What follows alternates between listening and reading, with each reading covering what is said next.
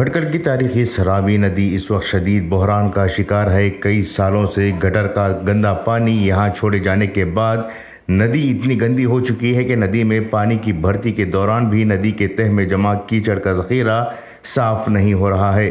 سرابی ندی کو تاریخی اہمیت اس لیے حاصل ہے کیونکہ ماضی میں عرب تاجر اسی ندی سے ہوتے ہوئے عرب ممالک سے بھٹکل پہنچے تھے اور گھوڑوں کے بدلے گرم مسالوں کی تجارت کرتے تھے۔ ندی کنارے پتھروں پر وہ نماز بھی ادا کرتے تھے۔ یہ پتھر آج بھی مشما محلے میں محفوظ ہیں۔ بعد میں ملکہ چنابیرا دیوی نے بھی یہاں آ کر عربوں کے ساتھ کالی مرچ کی تجارت کی تھی۔ یہی نہیں، میسور کے راجہ حیدر علی اور ٹیپو سلطان بھی اسی جگہ سے عربوں کے لائے ہوئے گھوڑے خرید کر میسور لے جایا کرتے تھے۔ لیکن آج وہی ندی جس نے کبھی بادشاہوں اور تاجروں کو اپنی گود میں جگہ دی تھی، کوڑے دان میں تبدیل ہو چکی ہے۔ عرب تاجروں کے باقیات سمجھے جانے والے نشانات اب بے سہارا پڑے ہیں اور ندی کنارے کئی پتھر پانی میں گر چکے ہیں، جبکہ دیگر گرنے کے قریب ہیں۔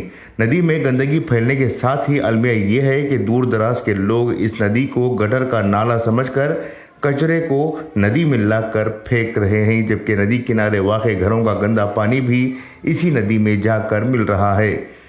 غوثیہ اسٹریٹ میں واقع پمپنگ اسٹیشن میں حال ہی میں 80 MP کا پمپ نصب کیا گیا تھا۔ اس کے بعد سے گندے پانی کا ندی میں چھوڑنے کا سلسلہ بند ہو گیا۔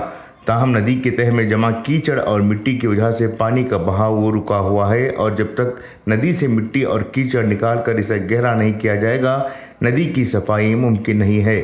سرابی ندی کی حالت آج ایسی ہے کہ کنارے پر کھڑا ہونا بھی دشوار ہوا، یہاں تک کہ ارد گرد میں واقع کئی مکین آب و اجداد کے گھروں کو چھوڑ کر نئے علاقوں میں منتقل ہو گئے، جبکہ پہلے سے آباد کافی لوگ ابھی بھی خراب بدبو کے ماحول میں زندگی گزارنے پر مجبور ہیں۔ ندی کا پانی اتنا آلودہ ہو چکا ہے کہ یہاں گزشتہ 25 سالوں سے تیراکی بھی بند ہے، یہاں تک کہ 25 سال قبل لوگ اس ندی کے ذریعے مچھلیاں پکڑا کرتے تھے۔ گندے پانی کی وجہ سے مچھلیوں کا شکار بھی بند ہو چکا ہے۔ سرابی ندی کو سیاحتی مرکز بنانے کی کوششیں کرنے کا تو دعویٰ ہے۔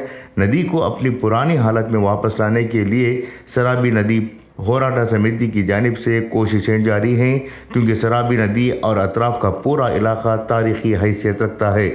بالخصوص یہ ندی سیاحتی مرکز بننے کے بھرپور صلاحیت رکھتی ہے۔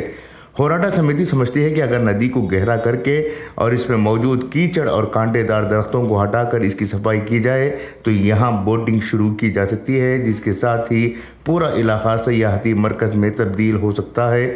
اور چونکہ ندی کی کنارہ ایک تاریخی حیثیت ہے، ہوراٹا سمیتی کے ذمہ داروں کا کہنا ہے کہ نہ صرف مقامی سیاح بلکہ باہر سے بھی سیاح یہاں کھینچے چلے آنا طے ہے۔